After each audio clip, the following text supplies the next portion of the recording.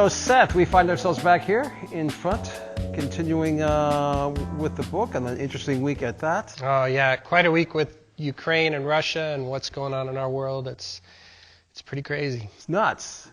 It's just nuts here.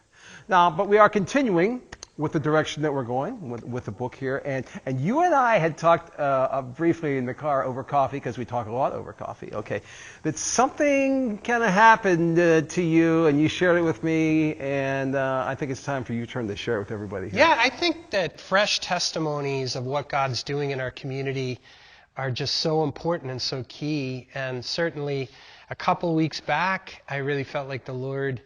I had a dream, and I woke up and was able to remember the dream, and I really felt like it was a significant dream, and it was about Hamilton and City, the town north of Boston. Right.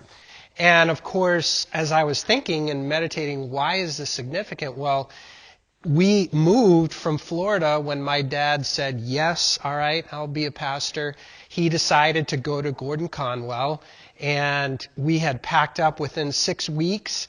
We were moving from South Florida up to New England again, up to Hamilton. He had enrolled in Gordon Conwell, and there were just some amazing things that happened. But in the dream, I was roaming around Hamilton, and I was so moved that I grabbed Levitt and I said, we're going to Hamilton today. We're going to where it all started. And we went up to Hamilton, and of course some of the people even in our church have been to that seminary way back. You know, my parents ran a Bible study in Hamilton, and it was just such an important line in the sand that they drew, and they said, we're going to do this for God. So you acted on a dream. I did. So how is all this significant for today and the course we're on? Yeah, well, I think that the book is like Hamilton. I think that the book is written by a number of writers in the Vineyard, longtime Vineyard people, and it's really like a monument, you know, in Genesis 28:22, where he saw the ladder from heaven and angels going up and down.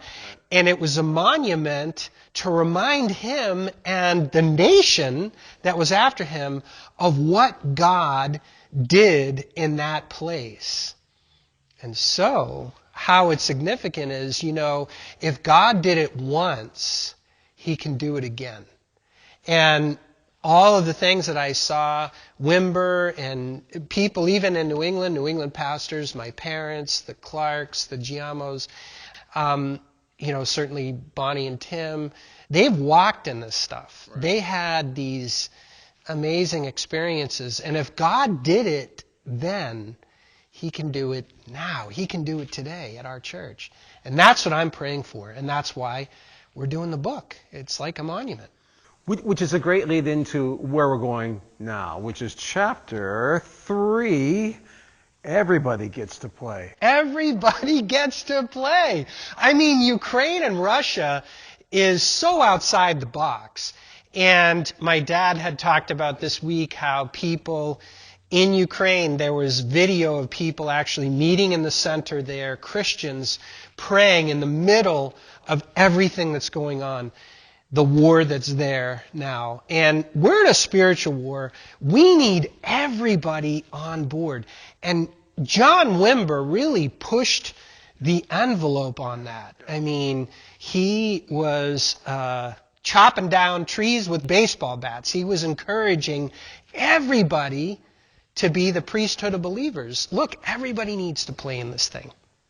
And at the end, what does Revelation say? God will raise up a nameless, faceless generation. Everybody gets to play. If I recall, we win in the end. I guess.